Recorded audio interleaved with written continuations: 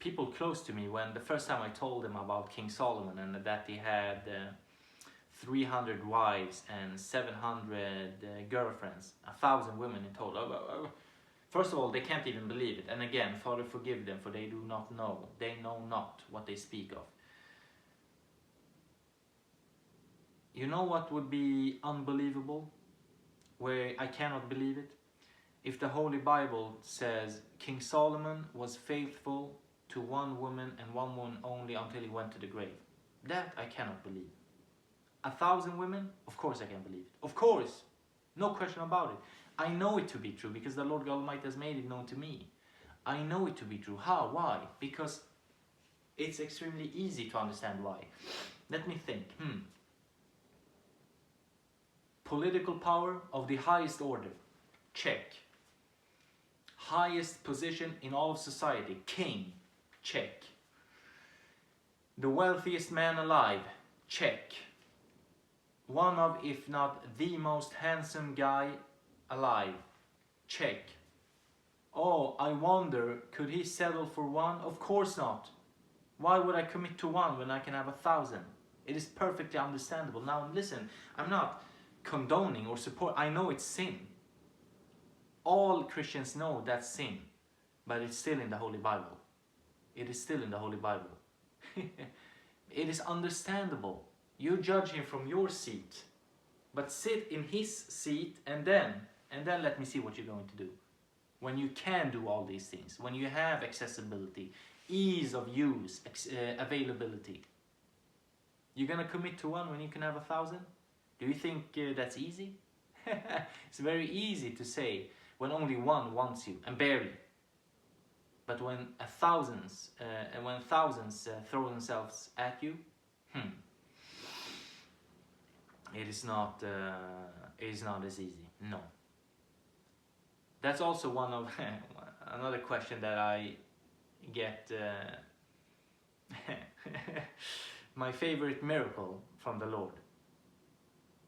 And this is a game that the Lord wouldn't like us to play, honestly, like ranking miracles. Without the resurrection, there is no victory, there is no glory, without the resurrection is, wow, that's a topic in and of itself.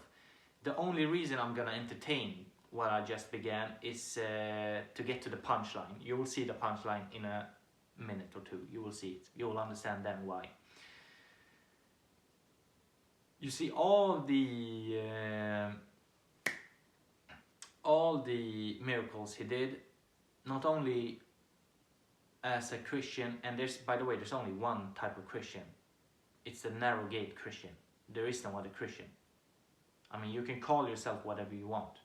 Like I can dress in a white lab coat of a scientist. That does not make me a scientist. I can dress in a white lab coat, or maybe not lab coat, but white coat of a doctor. Doesn't make me a doctor.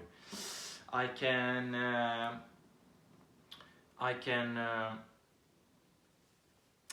buy a police uniform and a cop car and obtain a gun somehow, whatever.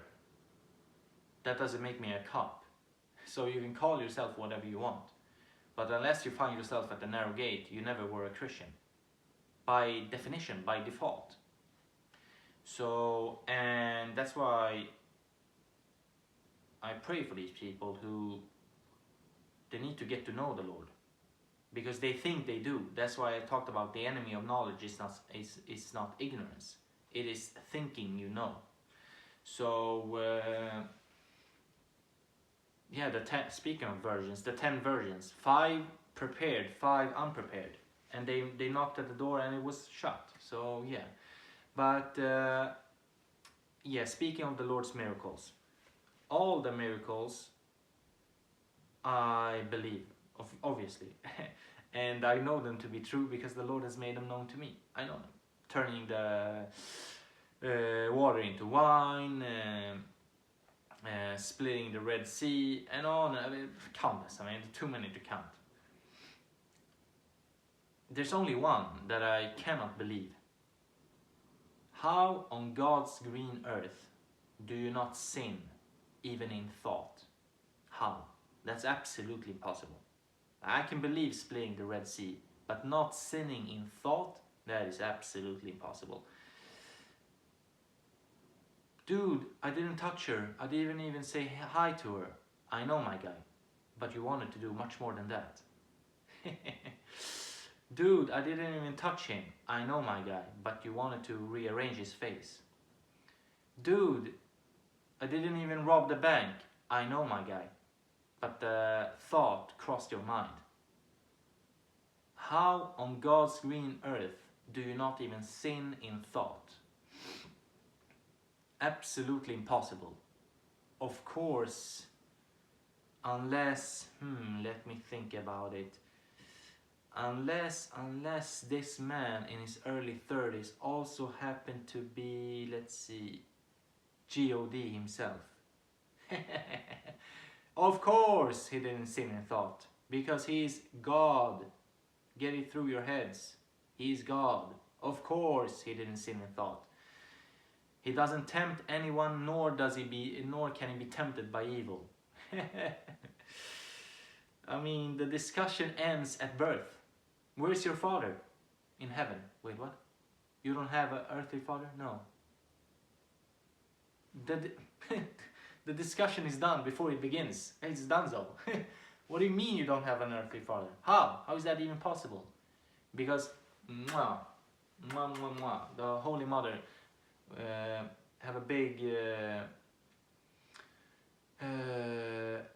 icon of her on the wall right there. That's why I kissed in that direction. A mother and a virgin at the same time. I mean, this is, the discussion is over before it starts. So yeah, that's a whole different topic. We'll talk about it